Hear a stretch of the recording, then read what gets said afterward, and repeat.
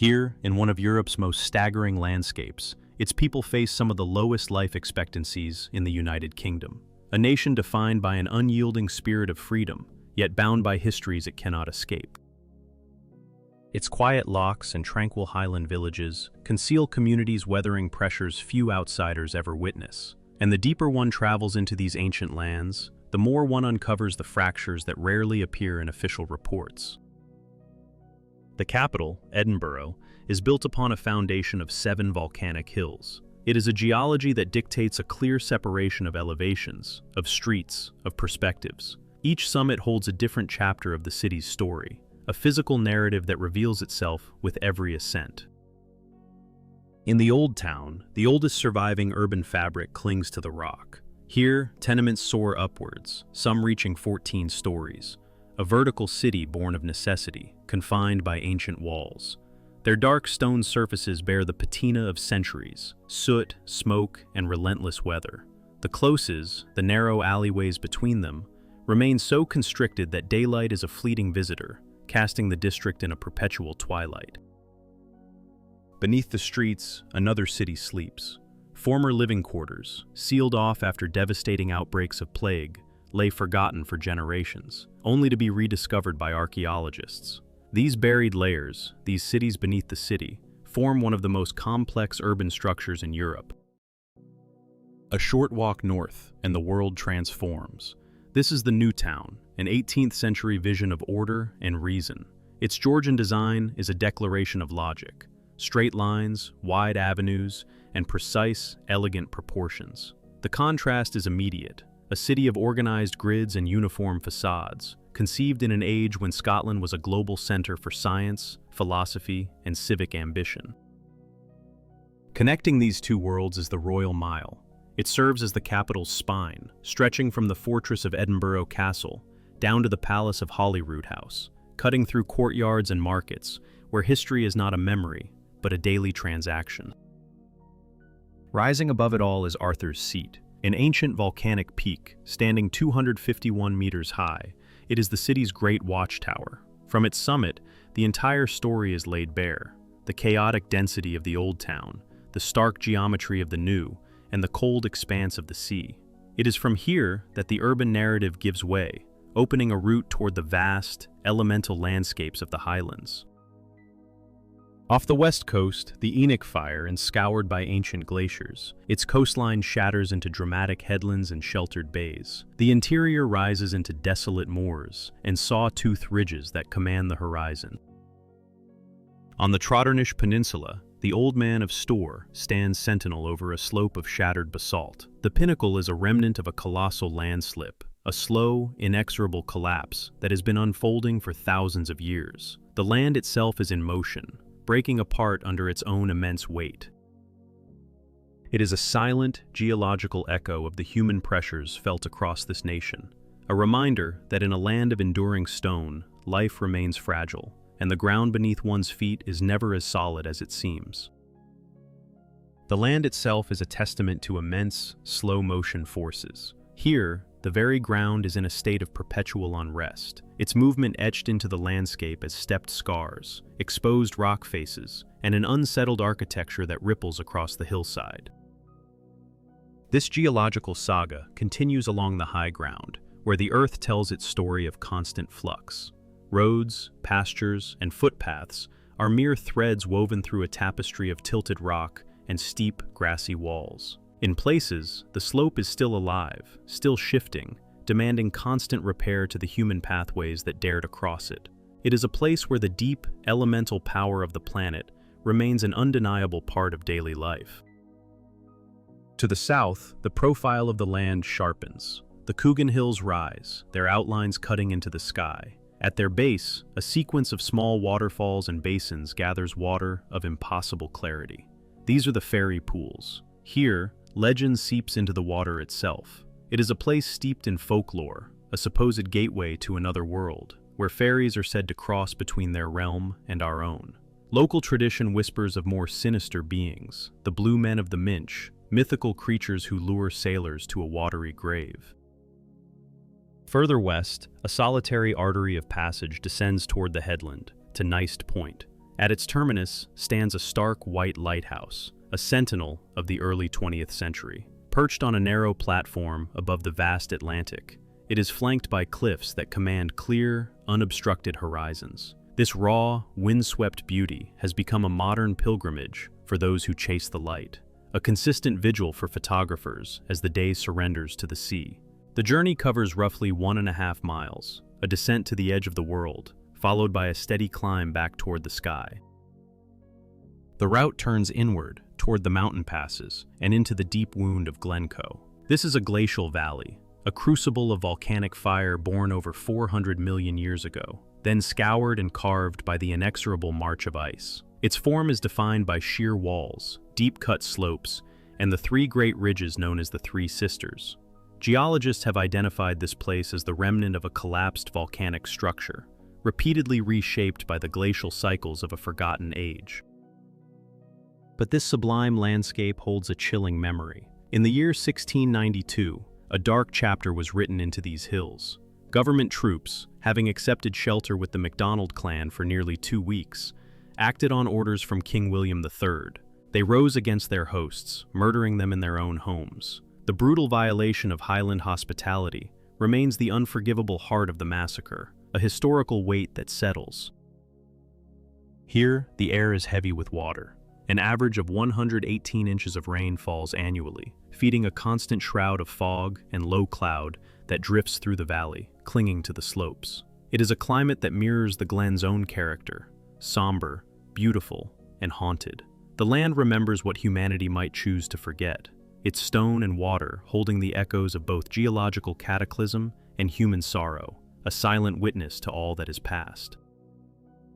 In the great glens of Scotland, the world transforms. Visibility surrenders to the mist, sound softens, and the very sense of distance dissolves. A low roof of cloud often cloaks the open ground and clings to the higher ridges. Across these sleuth upper air, while mountain hares hold dominion over the rough terrain. The conditions are in constant flux, shifting with the weather and the slow passage of the sun.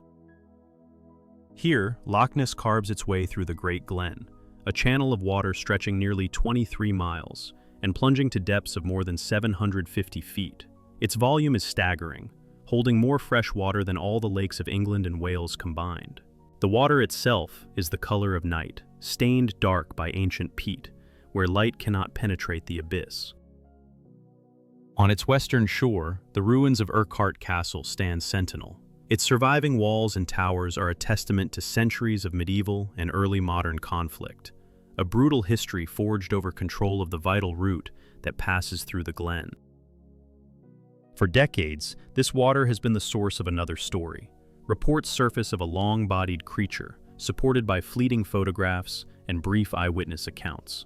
Some have observed that these descriptions echo the primeval outline of a plesiosaur, yet no evidence has ever confirmed its existence. The uncertainty is the engine of its survival, keeping the loch at the very center of an enduring global curiosity. Not far away, an icon of a different age cuts across the landscape. The Glenfinnan Viaduct, built in 1901, carries the West Highland rail line over the valley. A marvel of mass concrete, it spans the terrain on 21 semicircular arches, each measuring 50 feet. It runs for a total length of 1,250 feet, rising nearly 100 feet above the River Finnan, the longest bridge of its kind ever constructed in Scotland. The viaduct overlooks the Glenfinnan Monument and the silent waters of Loch Shiel. The monument, dating to 1815, commemorates the Jacobite Rising of 1745. Its stone tower, crowned in the 19th century with the statue of a lone Highlander, honors the clansmen who fought for Bonnie Prince Charlie. From this vantage, the line of sight is unbroken, extending across the length of the loch and the surrounding slopes. The trains that continue to cross this viaduct have achieved international fame, immortalized in film and printed on the £10 note issued by the Bank of Scotland, securing its place as one of the most recognized landmarks in the Highlands. Further west, where three great sea lochs converge, Eilean Donan Castle holds its vigil on a tidal island. The surrounding terrain forms a natural amphitheater of high ridges, with the Kintail Forest and distant mountains framing the view. In clear weather, the water remains calm enough to perfectly mirror the slopes, creating sightlines that stretch for miles. Here, access is governed not by man, but by the rhythm of the ocean. In this land, history is not merely recorded in stone and steel. It is etched into the very fabric of the landscape, a landscape that guards its secrets, fuels its legends, and forever challenges the line between what is seen and what is believed. At the confluence of three great sea lochs, an island emerges with the tide. It can be reached on foot across the exposed ground at low water, or by a single stone bridge when the sea reclaims the land. Here, the first fortifications were raised in the 13th century, a bulwark against Norse incursions into the wild domain of Ross. Through the ages, its walls were repeatedly broken and rebuilt, the structure evolving as the tides of political control and military necessity turned. In the early 18th century, a final, violent chapter was written. Spanish troops, aligned with the Jacobite cause, occupied the fortress. In the ensuing conflict, it was bombarded into oblivion, and for generations, it remained a ruin. It was not until the early 20th century that a descendant of the McCrae clan undertook a painstaking reconstruction. Guided by surviving plans and the silent testimony of archaeological evidence, the castle rose again, stone by stone. Today, its restored walls and tidal channels form one of the most iconic landscapes in Scotland, a clear outline against the surrounding peaks, a sentinel marking the transition from the rugged coast to the interior glens. From this vantage, the ridges, forests, and waterways reveal the very anatomy of the Highlands. Inland, the land narrows, funneling history into a single, contested corridor. Here, on a volcanic crag, stands Stirling. For centuries, it has been known as the key to Scotland, a designation earned in blood. To hold Stirling was to command the passage between the lowlands and the highlands. Local records note the castle was attacked or besieged no fewer than 16 times. In the fields below, great battles were fought, engagements that would decide the fate of the nation. But this fortress was more than a military prize. It was a royal center. Within its walls, Scottish kings and queens were baptized, crowned, and laid to rest. Looming above the River Forth, a solitary tower pierces the skyline. This is the Wallace Monument, a memorial to William Wallace. His campaigns around the year 1300 were a defiant challenge to King Edward I of England and his ambition to control Scotland. Wallace's time as a military leader was brutally brief, centered on two major battles, one extraordinary victory and one catastrophic defeat. It ended with his resignation, his capture, and his execution. The monument does not commemorate a man's life so much as the enduring struggle for a nation's soul. To the south lies a name that echoes through the centuries, Bannockburn, the battlefield of 1314. Here, the land itself is a testament. The stone, the soil, and the water are inscribed with the memory of conflict, a permanent record of a kingdom forged in the crucible of war.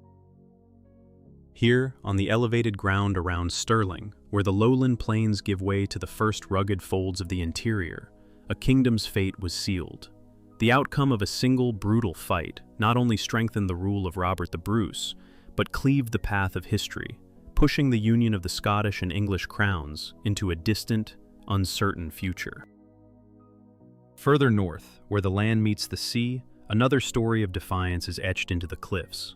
Dunotter Castle, a near island of rock, rises a sheer 160 feet from the North Sea. It is a natural fortress, connected to the mainland by only a sliver of earth, its ramparts guarded on three sides by the unforgiving sea. In the 17th century, this impregnable stronghold was chosen to protect the nation's most sacred treasures, the honors of Scotland. As the English Civil War raged and Cromwell's forces scarred the land, the crown, scepter, and sword were hidden within these walls. Siege guns were hauled onto the opposing cliffs, their bombardment a relentless assault meant to break the garrison. For months, they held. But as the walls began to fail, salvation came not from an army, but from an act of quiet courage. Before the fortress fell, the minister's wife, a Mrs. Granger, smuggled the priceless regalia from the castle, concealing them beneath her skirts. They were spirited away to a small inland church, buried beneath the flagstones, and there they remained, hidden from the world for years. After the conflict, Dunotter's purpose faded. The great fortress was left to the wind and the waves, its decline a slow surrender to the elements. From this erosion of the old world, a new one was being forged. In Glasgow, one of the most profound urban transformations in Scotland was taking place. The colossal skeletons of former dockyards and industrial districts, once the heart of an empire's might, were repurposed. Their vast spaces, which once echoed with the clang of steel, now house cultural venues, galleries, and music halls. Their function has been reborn, centered on art, design, and performance. The city's layers of time remain visible. St. Mungo's Cathedral marks the medieval heart, while on an adjacent hill, the Victorian necropolis stands as a silent monument to the staggering wealth and ambition of the 19th century. Here, terraced paths wind between stone memorials, a city of the dead overlooking the living streets below. Yet, nearby, the West End moves to a different rhythm. Along its bustling lanes, pubs, independent shops, and small theaters thrive. And watching over it all, the 19th century towers of the University of Glasgow stand sentinel. A nation's story is not a single, unbroken line. It is a collection of fragments, a battlefield, a crumbling fortress, a city remade. Each layer, whether preserved in stone or reimagined in steel and glass, speaks to a relentless capacity for survival, proving that the past is not a weight to be carried, but the very foundation upon which the future is built. Along the River Clyde, a new Glasgow rises from the ghosts of an industrial empire. Where the clang of steel once defined the horizon, modern developments now stand on the spectral footprints of shipyards and factories. Museums, stadiums, and homes form the architecture of a city in profound metamorphosis. A riverside reshaped from a corridor of labor into a contemporary public stage. Throughout this urban landscape, historic structures stand in silent dialogue with the new, chronicling a city's epic shift from a crucible of heavy industry to a vibrant heart of creative and cultural work. From the Highlands, a sound emerges, ancient and resonant. While early forms of the bagpipe appeared across many regions, it was in Scotland that the instrument was perfected into the great Highland bagpipe, its mournful drone and stirring call becoming the very breath of this land, a sound for ceremony, for war, and for reunion. Woven into this same identity is the tartan. References from the 16th century describe the kilt not as a garment, but as a vast mantle of wool, wrapped at the waist and draped over the shoulder. Its intricate patterns were once the signatures of a place, the unique dialect of regional weavers, long before the 19th century formalized them as the emblems of the clans. Today, these traditions are not relics. They are a living pulse within Scottish cultural life, present in festivals, formal events, and the quiet practices of community. On a wind-scoured coast, two legacies converge. In St. Andrews, the pursuit of knowledge meets the primal challenge of a game born from the land itself. The old course is not so much built upon the landscape as it is revealed by it.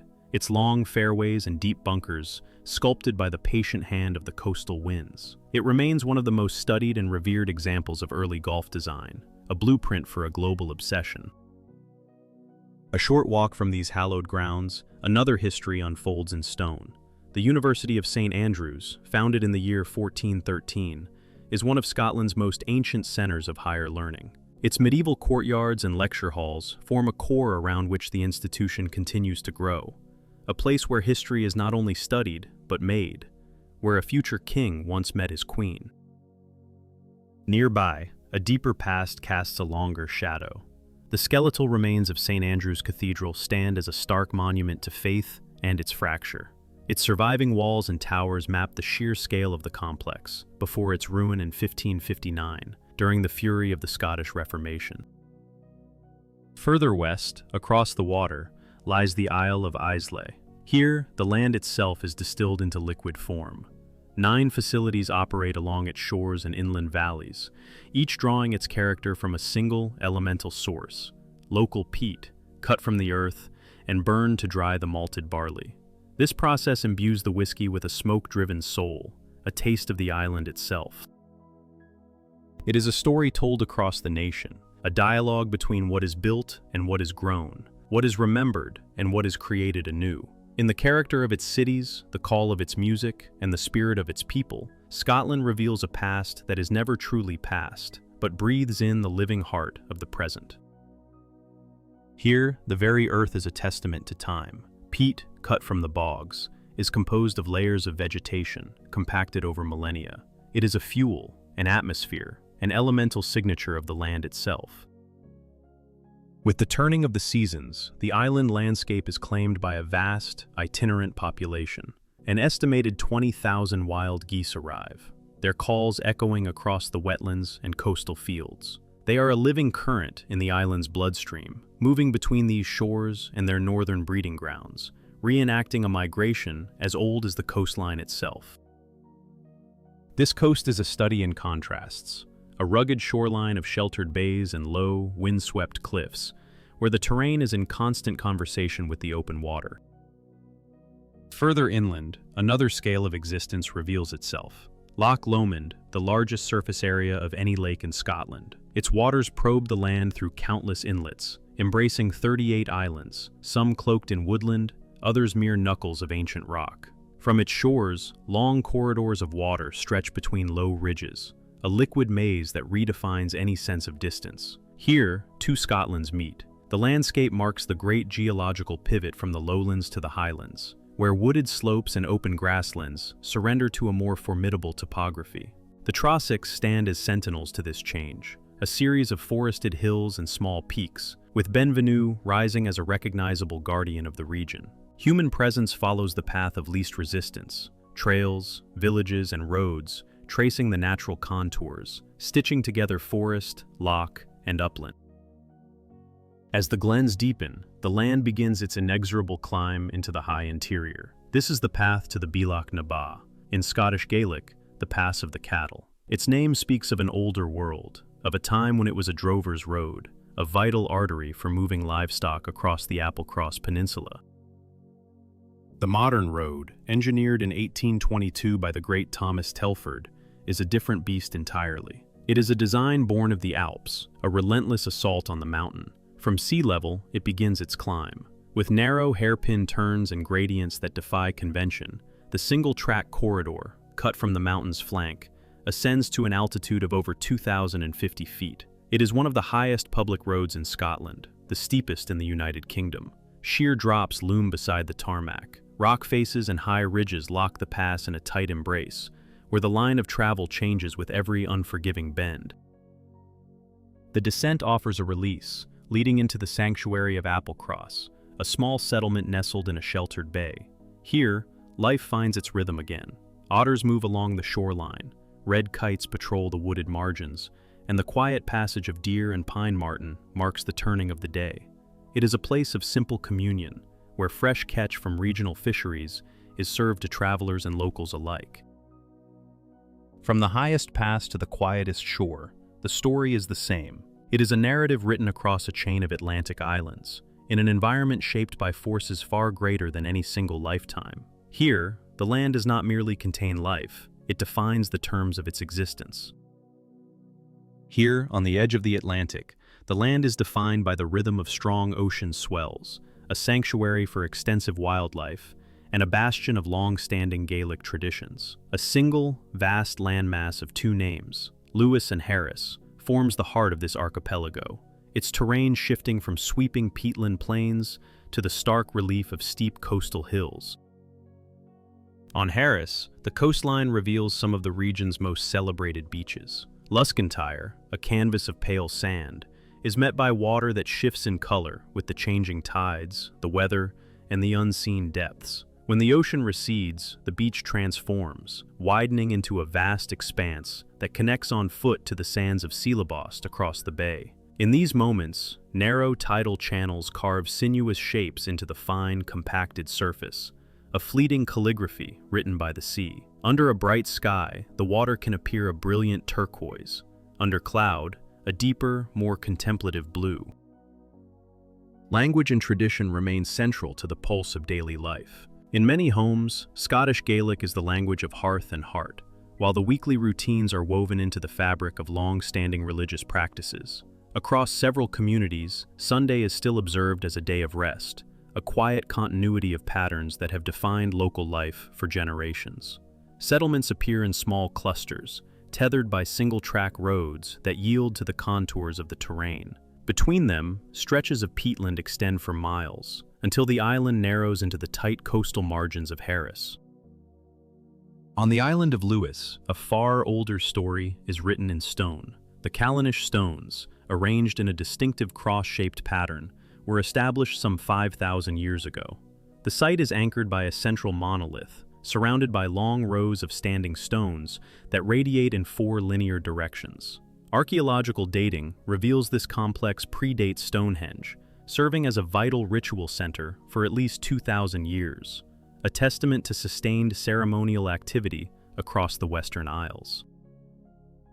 Ancient stories of the site speak of a recurring celestial event, approximately every 18.5 years. During what is known as the major lunar standstill, the moon descends to its lowest position in the sky. In this moment, its path aligns directly with the primary row of stones, a silent dialogue between the heavens and the earth.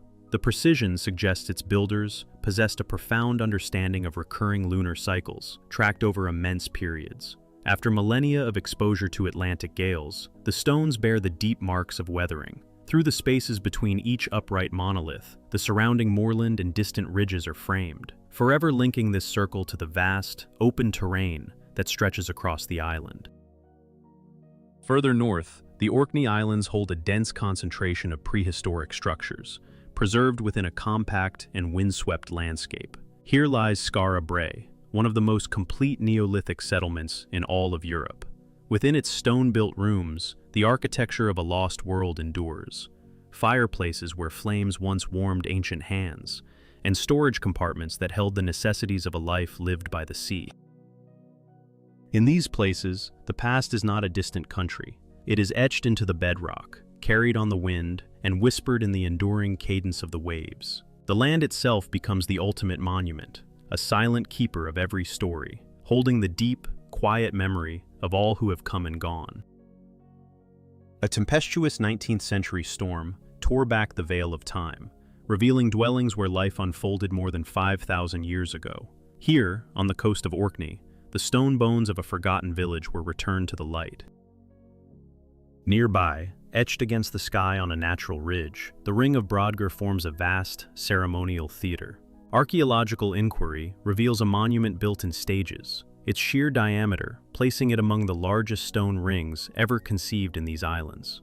The surfaces of the monoliths bear the scars of prolonged exposure, a testament to their long vigil in the relentless coastal air.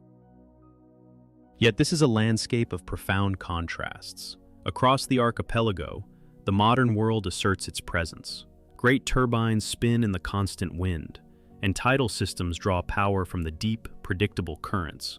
So much electricity is generated that it exceeds all local consumption, feeding surplus energy into networks far beyond the horizon.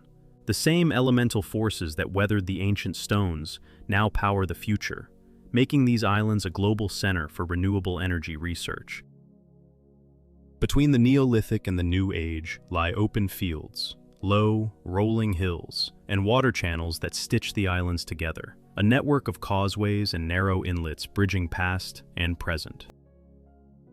On the mainland, Inverness serves as the administrative heart of the Highlands. Through its center flows the River Ness, its banks lined with walkways, bridges, and the public buildings that mark a regional capital. The current Inverness Castle, a structure from 1836, occupies a commanding position on a raised bluff, gazing down upon the water. The streets that radiate from its base are a living chronicle of the city's expansion, a mix of civic offices, commercial arteries, and older stone structures. In stark opposition to this urban design stands Ullapool, a settlement born of planning in the 18th century. Conceived as a hub for the fishing trade, it is defined by its neat, whitewashed houses, arranged along a sheltered bay. The village was built on the herring industry, its harbor once choked with vessels landing massive seasonal catches. Today, from that same harbor, modern ferries chart a course for the Northern Islands, supporting a new economy of transport and tourism. The journey between these two centers is a passage through the very essence of the North, a shifting tableau of river plains, dark lochs, sweeping moorland, and scattered hills. Further west, along a sheltered inlet of Loch Carron, lies the village of Ploughton. Here, tidal waters create a feature that seems to defy its latidiquence of a unique microclimate, a pocket of mild air created by the surrounding hills and the warming influence of coastal currents. A continuous row of houses, their facades painted in soft pastels, faces the water. When the tide is low and the surface is still, their perfect reflections stare back from the depths. Small boats rest at anchor, occupying mooring points used by residents and visitors alike, their silent forms completing a scene of profound tranquility. In these still waters, all the layers of this land, the ancient, the industrious, the enduring, are held in a single, quiet reflection. Here, the pace of life is not measured by the clock, but by the cadence of footfalls on worn paths, the timeless routines of the harbor, and the quiet passage of traffic through streets carved for an older world. The land itself is a living canvas. Wooded slopes rise to meet low peaks, while shoreline flats are sculpted and resculpted by the ceaseless dialogue between tide and weather. Standing sentinel is Doon Castle, a compact bastion hewn from yellow sandstone. Its walls, nearly 2 meters thick, form an uncompromising defense. The main tower dominates the courtyard, an anchor of stone around which the entire fortress is arranged. Even from below, ravaged by centuries of wind and rain, the stark, vertical lines of its construction remain etched against the sky. To enter is to submit to the castle's logic. The passage is narrow, deliberately channeled beneath the gatehouse to constrict movement, to control all who would come and go. Above, watchtowers mark the silent posts of long-vanished guards, their eyes once scanning these same horizons. Inside, a web of stairways and walkways connects the upper floors, revealing the structure's dual identity, at once a residence and a formidable instrument of war. The ground surrounding the outer walls holds the ghosts of a larger life. Uneven stone and faint traces of supporting buildings map the castle's original, sprawling footprint. Beyond these edges, the land softens into woodland and fields, stitching the site back into the vast tapestry of the landscape. This is the character of Scotland, a nation of historic cities and wild, winding coastlines, of ancient ruins and profound, open country. When the journey is over, each stop leaves its own indelible imprint, an echo carried in the sound, the weather, and the silent remains of those who came before. The experience settles deep within the mind, forging a memory strong enough to become its own guide for whatever road lies ahead.